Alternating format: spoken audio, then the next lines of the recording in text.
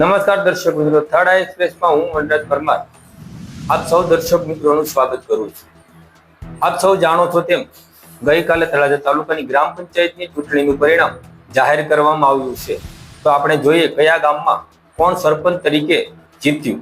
તો અલંગની વાત કરીએ તો અલંગમાં શીતલબા રવિરાજસિંહ ગોહિલ, કઠવાની વાત કરીએ તો હંસાબેન અકાભાઈ મેર, કુંડળામાં ગૌરીબેન ભોળાભાઈ પ્રજાપતિ, ખંડેરામાં મહેશભાઈ ગોરધનભાઈ વાળા, કાટરવાળામાં હર્ષાબેન પ્રદીપભાઈ ભટ્ટ, ઝાંઝમેરમાં વિઠ્ઠલભાઈ રવજીભાઈ મકવાણા, ત્રાપજમાં મહિપાલસિંહ પ્રવીણસિંહ ગોહિલ અને દિહોરમાં જીવુબેન દયારામભાઈ ધાંધલા, દેવાળિયામાં વિનોદભાઈ વિઠ્ઠલભાઈ ચૌહાણ, નવા જૂના રાજપરા હળવીબેન જીવનભાઈ ચૌહાણ, નાની માંડવાળી મહેશભાઈ ગોગુભાઈ બાટી ને સરપંચ તરીકે જીત્યા હતા. પાંચપીપળાની વાત કરીએ તો લલિતાબેન કિશોરભાઈ ઇટાળિયા, વિઠ્ઠલપુર કરણભાઈ ધનજીભાઈ ઢાપા, પ્રતાપરા હર્ષદભાઈ વેજાભાઈ ભાલિયા, ફુલસરમાં બારિયા જમનાબેન નટુભાઈ અને બપાડાની વાત કરીએ તો શોભનાબેન લક્ષ્મણભાઈ બલર ને બપાસરામાં રામદેવસિંહ મગાભાઈ પરમાર. બાખલકાની વાત કરીએ તો ડાઈબેન હીરાભાઈ અને બેલડાની વાત કરીએ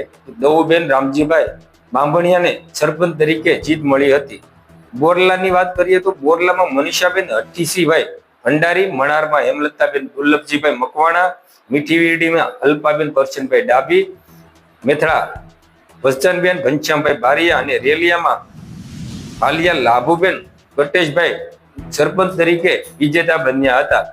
ચૂંટાયેલા તમામ નવનિયુક્ત સરપંચોને થર્ડ આઈ એક્સપ્રેસ વતી ખૂબ ખૂબ અભિનંદન સાથે શુભેચ્છા પાઠવીએ છીએ. આભાર, ધન્યવાદ.